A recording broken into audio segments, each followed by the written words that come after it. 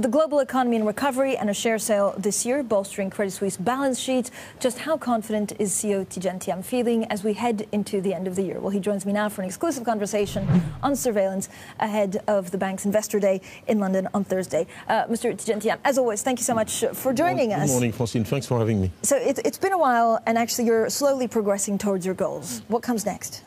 Look, next year is the final year of the restructuring, as you said in your introduction. We feel the strategy is working. We focused on wealth management. Just to give you a number, we believe that personal financial assets of people with more than $1 million grew by $26 trillion in the last 10 years. 17 in emerging markets, 9 in developed markets. So that focus is just, we think, justified, is paying off. We believe in the integrated strategy we have of having both wealth management and an investment bank. We have right-sized the investment bank. We're happy with its current size, and it's progressing well. So, look, one can never, should never be too happy. But as far as we're concerned, we think for a year and a half of work, we've had good progress. So talk to me about cost cuts. Okay, you're targeting, what, 17 billion in costs in 2018. Correct. What comes after that? Correct. Well, it's a bit of a tricky exercise, our conversation with this morning, because we have our Investor Day Thursday, so I'm in a bit of a closed period. Of course. So that is something we will discuss. We will discuss then. I can only limit my comments to what we've discussed publicly. We did 1.9 billion of net savings in 16, 1 billion so far in 17, so 2.9 billion. We believe that that's very, very competitive in the industry compared to our peers. But fundamentally, my belief, and I can say this again, is that any organization should improve its productivity by 2 or 3% per annum.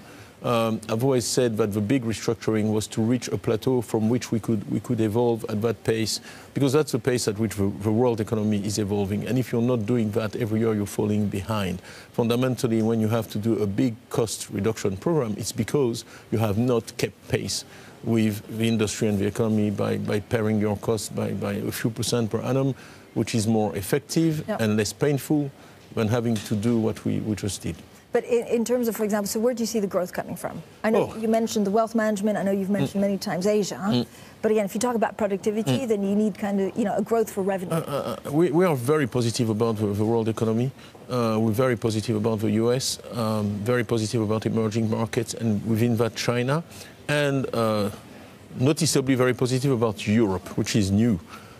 Because with the election of Mr. Macron and the turn of things in France, you have a Franco-German engine there that can power the European economy forward. So the key thing in this comment is the synchronicity of all this. For once, we have the 3 major economic zones doing well at the same time. If you look at what are we focused on? We think CAPEX, capital expenditures, is back and very strongly. That's a major shift in the world economy. And it can create a scenario where you can have both high growth with low inflation, because productivity gain, back to our topic, fills the gap. Okay? So if you invest in capital and productivity grows, you can get into a very healthy growth scenario. We also, after CAPEX, the other big theme I was concerned about was QE. And Quexit, if I want to use a term, exit of QE, I think that's being well managed. Because it's slow. It's slow, it's gradual, and the communication around it is very good to drive market expectations so that we don't have an accident. When asset prices and asset valuations are as high as they are, it's important to almost take the investor by the hand and not surprise him or her. And I think so far the central banks have done a really, really good job at that. We think emerging markets will be all right. So CAPEX, QE, M&A, we think that with the strength of corporate earnings and the cash sitting on the balance sheet, and still the availability of credit, because in the background of that you have our industry. The lack of availability of credit was put a damper on growth since the financial crisis, and that's starting to shift. So we can support our clients in their M&A ambitions. Emerging markets, China, which is a big consideration. And you're not worried about China? I mean, the new PBOC governor, whomever he or she may be, is going to have a lot to deal with in terms of tools and a huge debt pile. You can look at China in any number of ways. One way I like to look at is GDP per capita. If you look at GDP per capita in China, It's about where the US was in 1950. 25 years ago, it was where the US was in 1825. Yeah. So they've done 175 years of American progress in 25 years. That's the pace of the transformation we are witnessing. There's plenty of growth still available. For me, the good news has been the focus on stability and stability of the currency. Because if the currency is stable, it reduces the likelihood of a trade war. Because if people think the renminbi is correctly priced, there's less likelihood of trade disruption.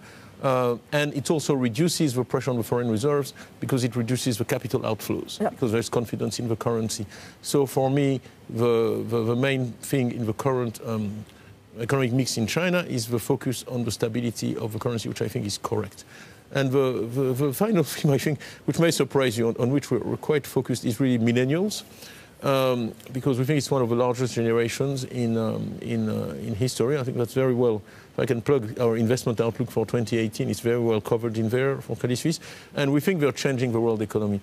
You notice we took an initiative in impact investing with Marisa's appointment recently, but that is a major theme for millennials. They're behaving differently from previous generations. The emphasis on clean energy, success of electric cars, the fact that they're fully digital, these are all fundamental changes in the economy that are there to stay. Tidjane, I wanted to come back to your APAC business. Some think that maybe your targets are too ambitious. Do you refute that? Look, we've changed them. All I can tell you is that we have a wealth management target, and consensus, we have a target of 700 million of profit for 2018 in wealth management. Consensus for 2017 is 730. So consensus for 2017 is above our 2018 target. And if you look at Switzerland, the target we set was 2.3 billion of profit by 2018. Consensus is 2.1. That's 91% of the target. So if consensus is 91% of the target set 3 years ago, I think that's okay. Are you pretty much happy with the structure of Credit Suisse at the moment? Again, one of the things that people may want is to kind of see you have a wealth management unit as a whole. I was pleased to see. I always read very closely what the peers do. I saw a peer recently announcing that they were moving to a geographic organization. And I know the statement almost by heart because I read it, because markets are very different and it's very important to be agile and to decentralize and create local accountability and client focus. These are all the reasons why we adopted this geographic organization, and so far it's worked for us with 33 billion of net new assets in the first 9 months of 2017. We think that has worked. What you want to do is to have that decentralization, focus on the client whilst capturing efficiencies. And I think with the cost savings, we are showing that we've actually been able to do both, grow and also be efficient. Talk to me about consolidation in the industry. So we understand that UBS may be looking at Commerzbank. There was a change at the top of Julius Baer. What does it mean for your competitors and therefore the impact it has on you? Maybe a quick word on us. And one of the first objectives of the strategy, as labeled, has been to grow and generate capital organically. So we are very focused on the execution of our organic growth strategy. We believe that the opportunities with 33 billion of NNA in the first 9 months, there is so much growth out there that we feel that keeping our model pure, staying focused and executing well is our priority. So any comment I make should be taken as a general industry comment, just a caveat. Look, it's not a secret that some of the best performing banks, look at America, have been the product of significant consolidation. Scale is positive in our industry, and it's quite easy to make a case that the industry in Europe is too fragmented. I'm not the first one to say this. I won't be the last one. I think all my peers in Europe agree. So after that, it's a question of feasibility, opportunity, and execution. Do you think are you gearing up for a phase of consolidation? Is it 2018 the right time? And whether you're part of it or not is another question, but will it change the landscape? One of my fundamental beliefs in the industry is to be a successful bank, you need a profitable, strong domestic market. You will be hard-pressed to find a successful bank globally that doesn't have that. American banks have that in profusion. The Swiss banks do. It's not completely a coincidence that a number of Swiss banks are successful. Having a solid, profitable domestic market to back you is very, very important. And after that, you go outside. For Credit Suisse, we've made clearly the choice to. We have our U.S. presence, so we're lucky to be in two of the wealthiest, most healthiest markets in the world, the U.S. and Switzerland. And after that, we project ourselves basically across emerging markets. You know, two of the largest three banks in Asia in assets are UBS and us, so two Swiss banks.